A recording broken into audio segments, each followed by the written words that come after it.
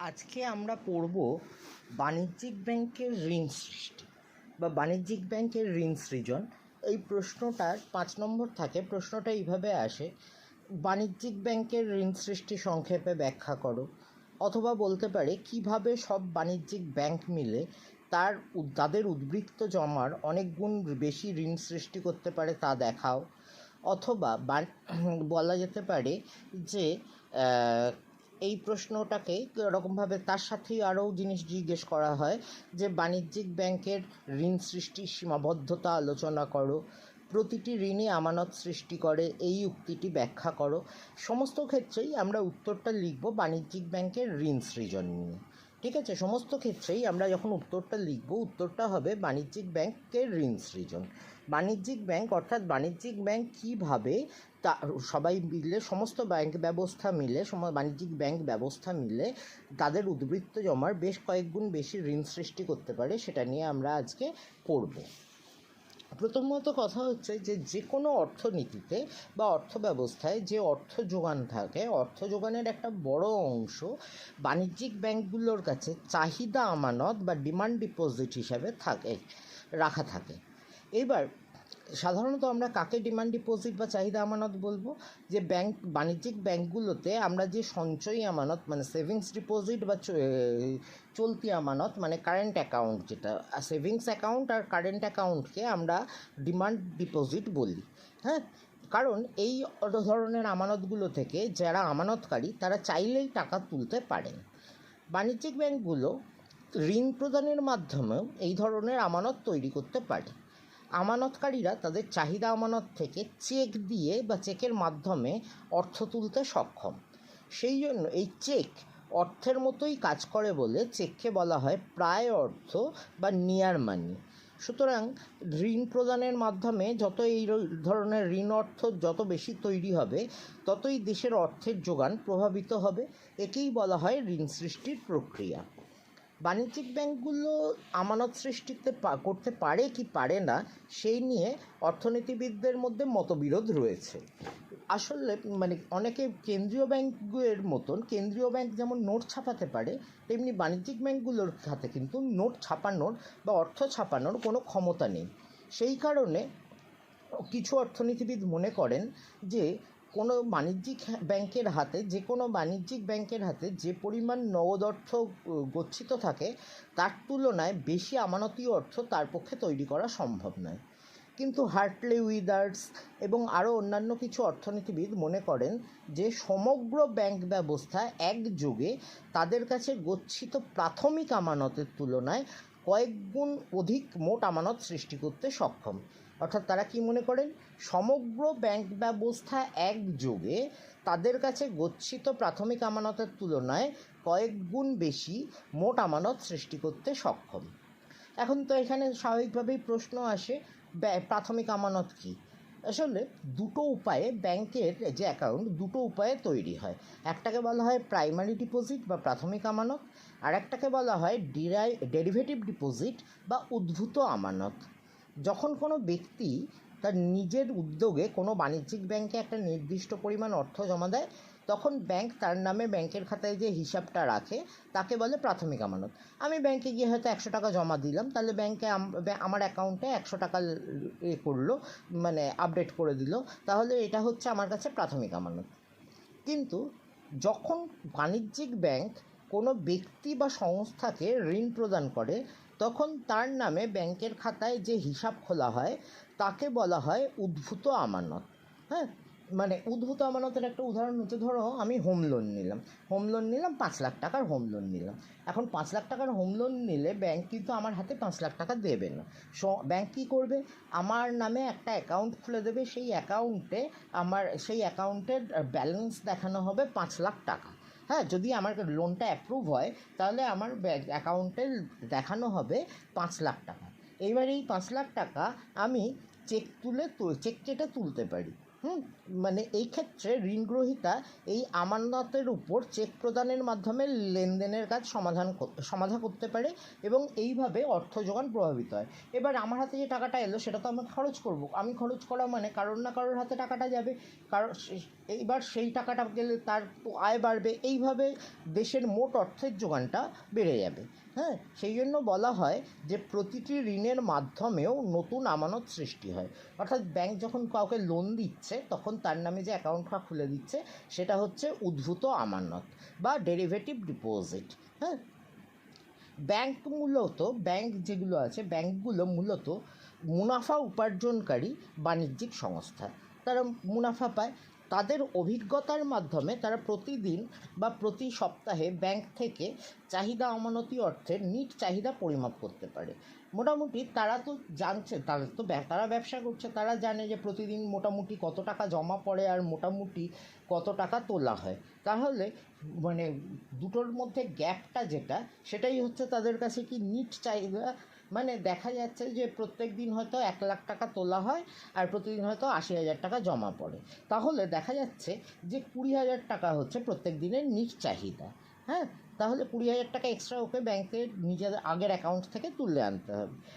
সেই কারণে তারা তাদের মোট আমানতের একটা অংশ হাতে রাখে। এই জন্য কী করছে যে পুরোটাই ওরা খরচ করে ফেলেন না, পুরোটাই ঋণ দিয়ে দেয় না, একটা অংশ হাতে রাখে। তাছাড়া বাণিজ্যিক ব্যাংকগুলোর অভিভাবক হচ্ছে কে? কেন্দ্রীয় ব্যাংক। সেই জন্য প্রত্যেকটা এবং কেন্দ্রীয় ব্যাংকের নির্দেশ অনুযায়ী প্রত্যেকটা বাণিজ্যিক ব্যাংককে তাদের মোট আমানতের একটা অংশ কেন্দ্রীয় ব্যাংকের কাছে জমা রাখতে হয়। ঠিক আছে? এই যে অংশটা মোট আমানতের যে অংশটা, হ্যাঁ, তার নিজেদের কাছে এই কেন্দ্রীয় ব্যাংকের কাছে জমা রাখতে হয়, তাকে বলা হয়, কেন্দ্রীয় ব্যাংকের কাছে যে অংশটা জমা রাখতে হয় তাকে বলা হয় নগদ সংরক্ষিত অনুপাত। এইবার আমরা দেখাবো যে সমগ্র ব্যাংক ব্যবস্থা কিভাবে তাদের কাছে গচ্ছিত প্রাথমিক আমানতের কয়েক গুণ বেশি মোট আমানত সৃষ্টি করতে পারে।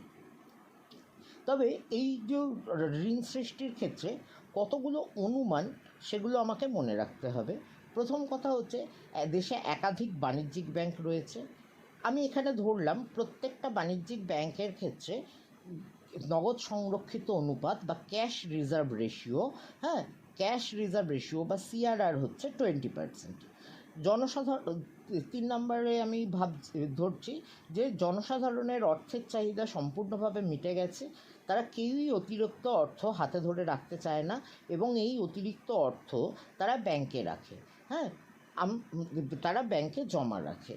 আমরা কি করি? আমরা দেখি যে মোটামুটি আমি জানি যে আমার সপ্তাহে কতটা খরচা হবে, সেই পরিমাণ টাকা আমি ব্যাংক থেকে তুলে আনলাম, তুলে আনার পর খরচা হলো, হ্যাঁ, আর বাকি টাকাটা ততদিনের জন্য ব্যাংকে রইল। এইভাবেই তার মানে আমরা কী হচ্ছে, আমরা কেউই হাতে ক্যাশ টাকা রাখতে চাইছি না।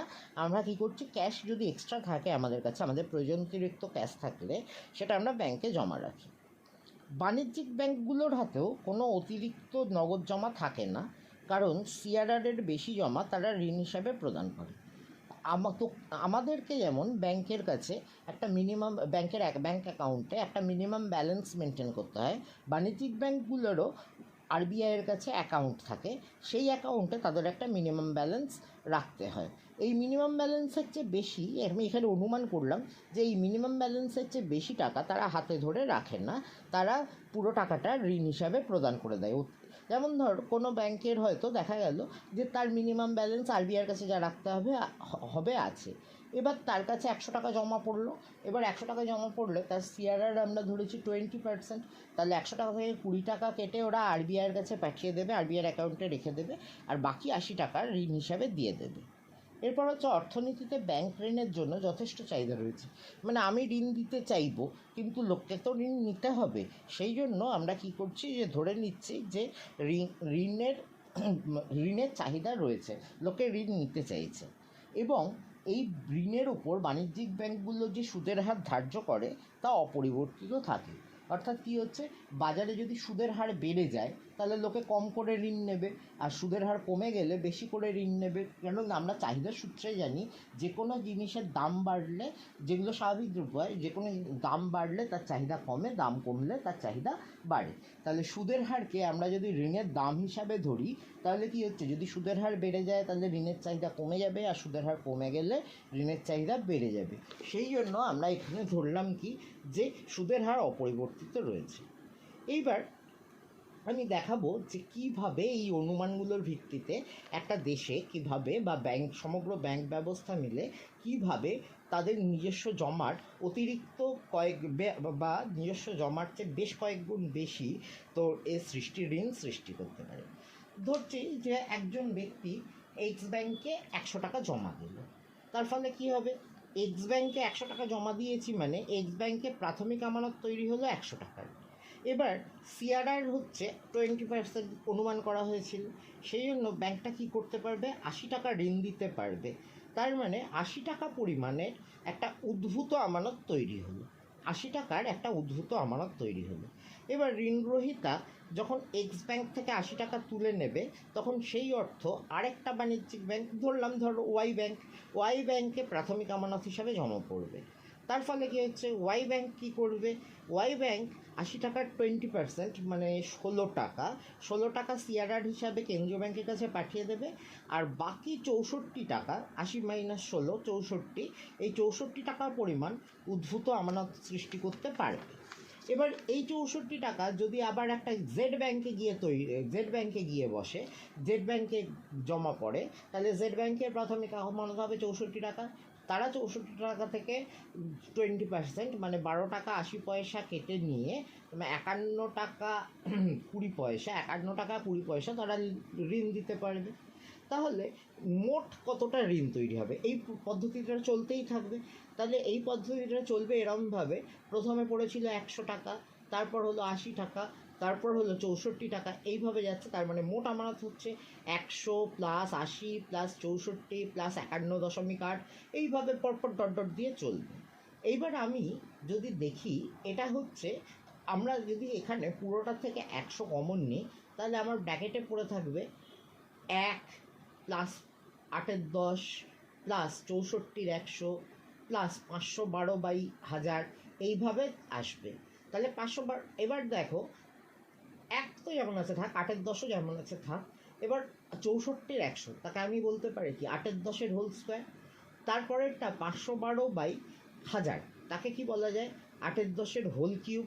তার মানে জিনিসটা কীরমভাবে যাচ্ছে, প্রথমটাকে 8-এর 10 দিয়ে গুণ করলে দ্বিতীয়টা পাচ্ছি, দ্বিতীয়টাকে 8-এর 10 দিয়ে গুণ করলে তৃতীয়টা পাচ্ছি, তৃতীয়টাকে 8-এর 10 দিয়ে গুণ করলে চতুর্থটা পাচ্ছি, এইভাবে যেতে পারি। তার মানে এটা গুণ করে করে বাড়ছে বলে এটা গুণোত্তর প্রগতি বলা হয়। এবার এই পদ্ধতিটা চলবে কতক্ষণ, পদ্ধতিটা চলবে যতক্ষণ না পুরো টাকাটা শেষ হচ্ছে। এবার কোনোদিনই পুরো টাকাটা শেষ হবে না, একটা সময় এমন আসবে যে পুরো টাকাটা থেকে এতটাই কম হয়ে যাবে, 51 টাকা 20 পয়সা হয়েছিল, 51 টাকা 20 পয়সা থেকে আসবে 40 টাকা 96 পয়সায়, 40 টাকা 96 পয়সা থেকে আসবে হচ্ছে ধরা যাক 20% যদি কেটে নিই, তার মানে আমার হচ্ছে 8 টাকা 192 পয়সা, মানে ওই 32 টাকার মতন চলে আসবে। হ্যাঁ, এইভাবে কমবে, 32 টাকা থেকে কমে গিয়ে 25 টাকা 60 পয়সা হবে, 25 টাকা 60 পয়সা থেকে কমে গিয়ে আবার আরও একটু কমে যাবে, 12 টাকা সামথিং হয়ে যাবে। এইভাবে যখন কমতে থাকছে তাহলে কী হচ্ছে, ক্রমশ কমবে, মানে ক্রমশ জিরোর কাছাকাছি আসবে, কিন্তু কোনো দিনই শূন্য হবে না। হ্যাঁ, মানে এই জায়গায় তাহলে আমরা কি পাবো, এই জন্য বলা হয় অসীম গুণোত্তর শ্রেণী বা অসীম গুণোত্তর প্রগতির যোগফলের সূত্র হলো S equal to A by 1 minus R, S equal to A by 1 minus R। হ্যাঁ, এ ওপরে থাকছে আর নিচে পুরো থাকছে 1 মাইনাস R, আরটা ছোটো হাতের, এও ছোটো হাতের। এ বলতে বোঝানো হয় প্রথম পদ, আর আর বলতে বোঝানো হয় সাধারণ অনুপাত, বা যেটা দিয়ে গুণ করে করে আমরা বাড়ছি।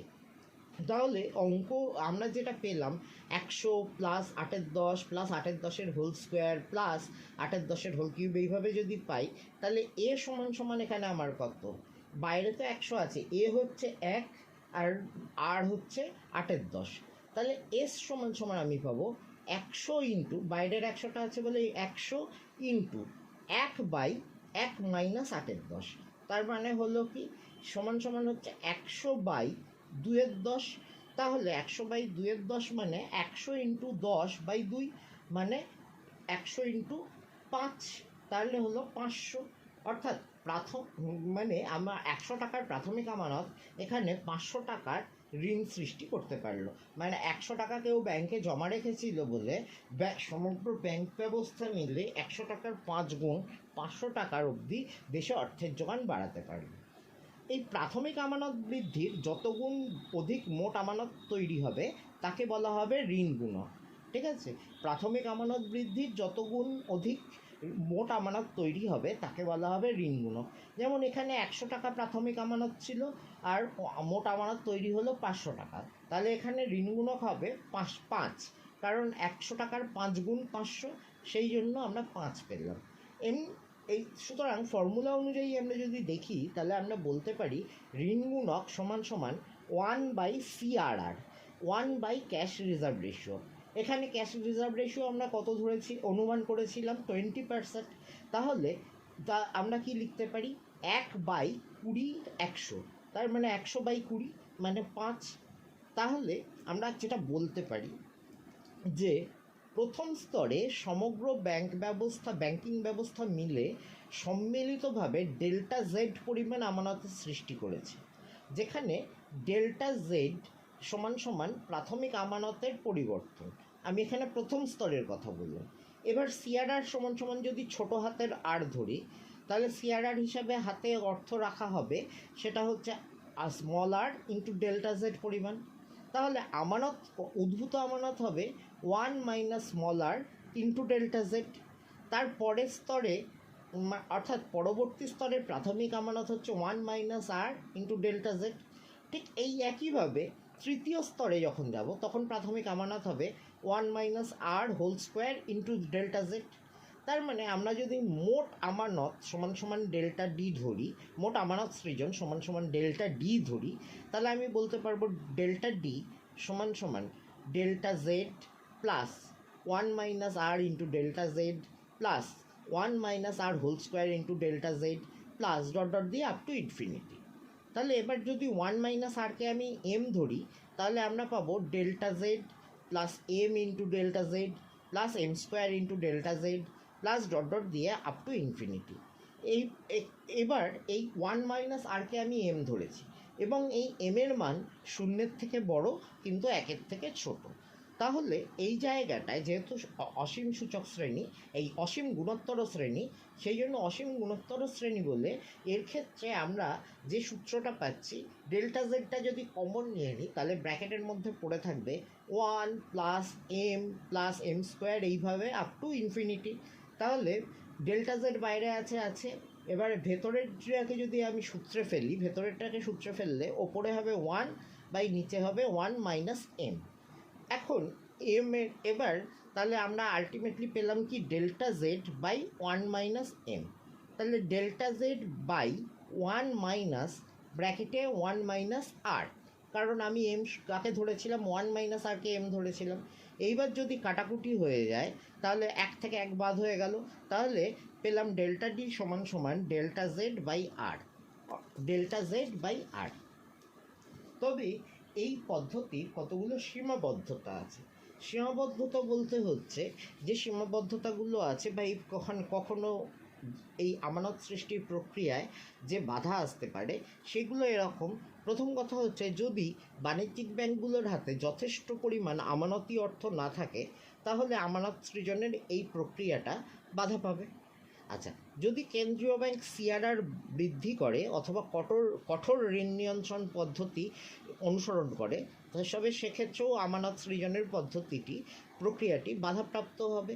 মানে যদি আমরা এখানে দেখলাম 20% হয়েছিল বলে 100/20, তাহলে এখানে আমরা পেয়েছিলাম কত, 5 হয়েছিল ঋণ গুণকের মান। কিন্তু যদি এটা সিআরআর বাড়িয়ে 40% করে দিত তাহলে কী হতো, ঋণ গুণকের মান হতো 100/40%। তার মানে আমরা পেতাম কত, 2.5 পেয়ে যেতাম। তখন হয়ে যেত 100/40% হয়ে আমরা পেয়ে যেতাম 2.5। হ্যাঁ, তাহলে এই জায়গা থেকে হতো, মানে যদি সিআরআর বাড়ায় তাহলে কী হবে, ঋণ সৃজন বাধাপ্রাপ্ত হবে।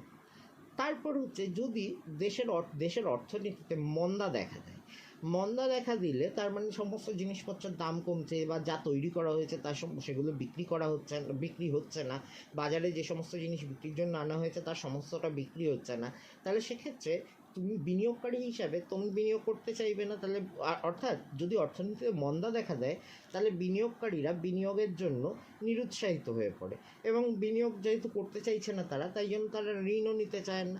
হ্যাঁ, তাছাড়া আরেকটাও ব্যাপার হতে পারে, ঋণ তো ব্যাংক আমাকে ঋণ দেবে, তার জন্য ব্যাংক আমার কাছ থেকে একটা কোল্যাটারাল সিকিউরিটি বা কোনো একটা জামিন কিছু বন্ধক রাখবে, বা সেই রকম বন্ধক রাখার মতন সম্পদ যদি আমার কাছে না থাকে বা তার পরিমাণ যদি সীমিত হয়, তাহলে আমানত সৃজনের এই প্রক্রিয়াটা বাধাপ্রাপ্ত হবে।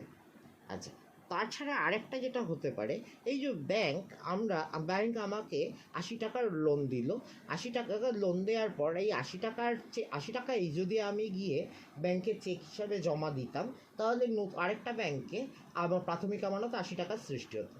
কিন্তু এই 80 টাকার চেকটাকে আমি ভাঙিয়ে নিয়ে তার থেকে হয়তো আমি 20 টাকা খরচ করে ফেললাম, খরচ করে বাকি 60 টাকা আমি ব্যাংকে জমা দিলাম, তাহলে এখানে আমানত সৃজন কী হবে, মানে কমে যাবে। তাহলে যে ছকটা মেনে চলছিলাম আমরা, সেই ছকটা মেনে আমরা চলতে পারবো না। হ্যাঁ, তার মানে এই জায়গা থেকে যে পরিমাণ অর্থ আমরা একটা ঋণ আমানত থেকে যে পরিমাণ অর্থ কোনো আমানতকারীর কাছে যাচ্ছে, তার যদি একটা অল্প অংশ কোনো বাণিজ্যিক ব্যাংকে প্রাথমিক আমানত হিসাবে জমা পড়ে, তাহলে তাকে কী বলবো, এই আমানত সৃজনের প্রক্রিয়ায় ছিদ্র বলা যেতে পারে।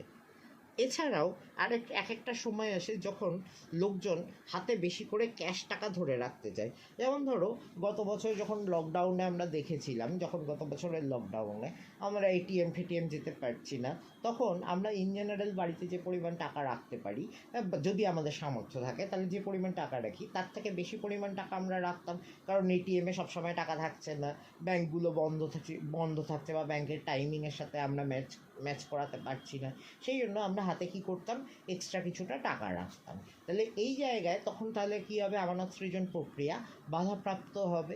তাহলে এই ছিল আমাদের বাণিজ্যিক ব্যাংক কিভাবে আমানত সৃজন করতে পারে বা বাণিজ্যিক ব্যাংক কিভাবে নতুন আমানত তৈরি করে তার প্রক্রিয়া। আজকে আমরা পড়ব বাণিজ্যিক ব্যাংকের ঋণ সৃষ্টি বা বাণিজ্যিক ব্যাংকের ঋণ সৃজন। এই প্রশ্নটার 5 নম্বর থাকে। প্রশ্নটা এইভাবে আসে, বাণিজ্যিক ব্যাংকের ঋণ সৃষ্টি সংক্ষেপে ব্যাখ্যা করো।